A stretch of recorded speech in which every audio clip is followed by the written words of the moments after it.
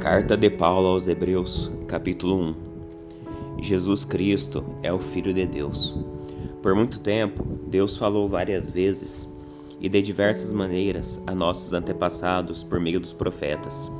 E agora, nestes últimos dias, Ele nos falou por meio do Filho, o qual Ele designou como herdeiro de todas as coisas e por meio de quem criou o universo. O Filho irradia a glória de Deus, expressa de forma exata o que Deus é, e com sua palavra poderosa sustenta todas as coisas.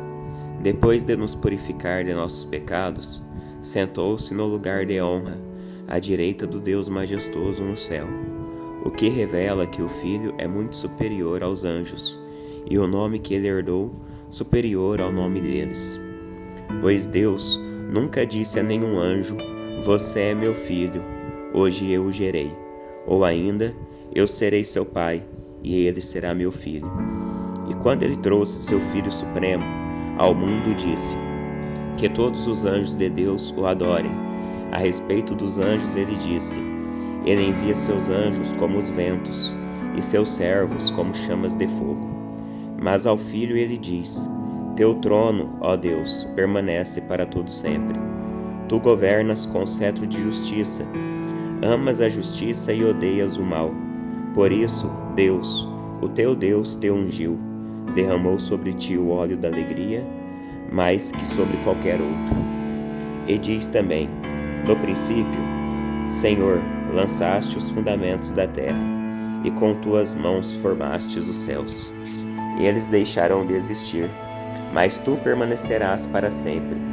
Eles se desgastarão como roupa velha. Tu os desdobrarás como um manto, e te desfarás deles como roupa velha. Tu, porém, és sempre o mesmo. Teus dias jamais terão fim". E ele nunca disse a nenhum de seus anjos: "Senta-se no lugar de honra à minha direita, até que eu humilhe seus inimigos e os ponha debaixo de seus pés". Portanto, os anjos são apenas servos, espíritos enviados para cuidar daqueles que herdarão a salvação. Hebreus capítulo 2. Advertência contra a negligência espiritual. Portanto, precisamos prestar muita atenção às verdades que tenho ouvido, para não nos desviarmos delas, pois a mensagem que foi transmitida por meio de anjos permaneceu firme, e toda transgressão e desobediência recebeu o castigo merecido.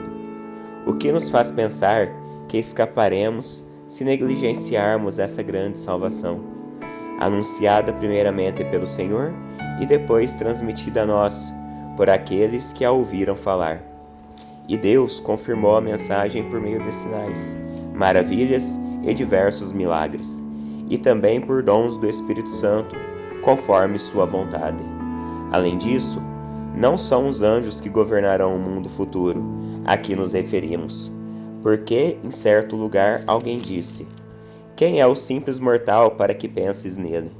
Quem é o filho do homem para que com ele te importes?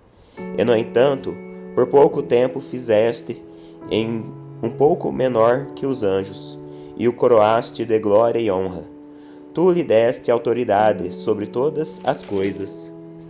Quando se diz todas as coisas, significa que nada foi deixado de fora.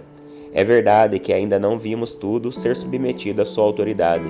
Contudo, vemos Jesus que por pouco tempo foi feito um pouco menor que os anjos, e que por ter sofrido a morte, agora está coroado de glória e honra. Sim, pela graça de Deus, Jesus experimentou a morte por todos. Deus, para quem e por meio de quem todas as coisas foram criadas, escolheu levar muitos filhos à glória, e era apropriado que por meio do sofrimento de Jesus, ele o tornasse o líder perfeito para conduzi-los à salvação. Assim, tanto que santifica como os que são santificados procedem de um só. Por isso Jesus não se envergonha de chamá-los irmãos quando diz: "Proclamarei teu nome a meus irmãos, no meio de teu povo reunido te louvarei". E também afirmou: "Porei minha confiança nele, isto é, eu e os filhos que Deus me deu". Visto, portanto, que os filhos são seres humanos feitos de carne e sangue, o Filho também se tornou carne e sangue, pois somente assim ele poderia morrer, e somente ao morrer destruiria o diabo, que tinha o poder da morte. Só dessa maneira ele libertaria aqueles que durante toda a vida estiveram escravizados pelo medo da morte. Também sabemos que o Filho não veio para ajudar os anjos, mas sim os descendentes de Abraão. Portanto, era necessário que ele se tornasse semelhante a seus irmãos em todos os aspectos, de modo que pudesse ser nosso misericordioso e fiel sumo sacerdote diante de Deus e realizar o sacrifício que remove os pecados do povo. Uma vez que ele próprio passou por sofrimento e tentação, é capaz de ajudar aqueles que são tentados. Hebreus capítulo 3. Jesus é o maior que Moisés. Portanto, irmãos, santos que participam do chamado celestial, considerem atentamente a Jesus, que declaramos ser apóstolo e sumo sacerdote, pois ele foi fiel àquele que o designou, assim como Moisés serviu fielmente quando lhe foi confiada toda a casa de Deus. Jesus, no entanto, é digno de muito mais honra que Moisés. Assim como a pessoa que constrói uma casa merece mais elogios que a casa em si, pois toda casa tem um construtor, mas Deus é o construtor de todas as coisas. Por certo, Moisés foi fiel como servo na casa de Deus, e seu trabalho ilustrou verdades que seriam mais tarde reveladas. Mas Cristo, como Filho, é responsável por toda a casa de Deus, e nós somos a casa de Deus, se nos mantivermos corajosos e firmes em nossa esperança gloriosa. Por isso o Espírito Santo diz: hoje, se ouvirem sua voz, não endureçam o coração, como eles fizeram na rebelião, quando me puseram à prova no deserto. Ali seus antepassados me tentaram e me puseram à prova, apesar de terem visto meus feitos durante 40 anos.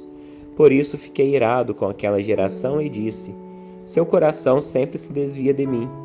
Vocês se recusam a andar em meus caminhos.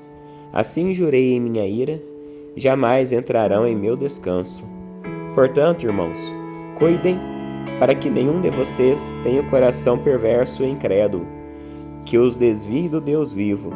Advirtam uns aos outros todos os dias, enquanto ainda é hoje, para que nenhum de vocês seja enganado pelo pecado e fique endurecido. Porque nos tornaremos participantes de Cristo, se de fato mantivermos firme até o fim a confiança que nele depositamos no início. Lembrem-se do que foi dito: hoje, se ouvirem sua voz, não endureçam o coração como eles fizeram na rebelião. E quem foram os que se rebelaram mesmo depois de terem ouvido? Não foram aqueles que saíram do Egito conduzido por Moisés? E quem deixou Deus irado durante 40 anos? Não foi o povo que pecou e cujos corpos ficaram no deserto? E a quem Deus se dirigiu quando jurou que jamais entrariam em seu descanso? Não foi ao povo que lhe desobedeceu? Vemos, portanto, que não puderam entrar no descanso por causa de sua incredulidade.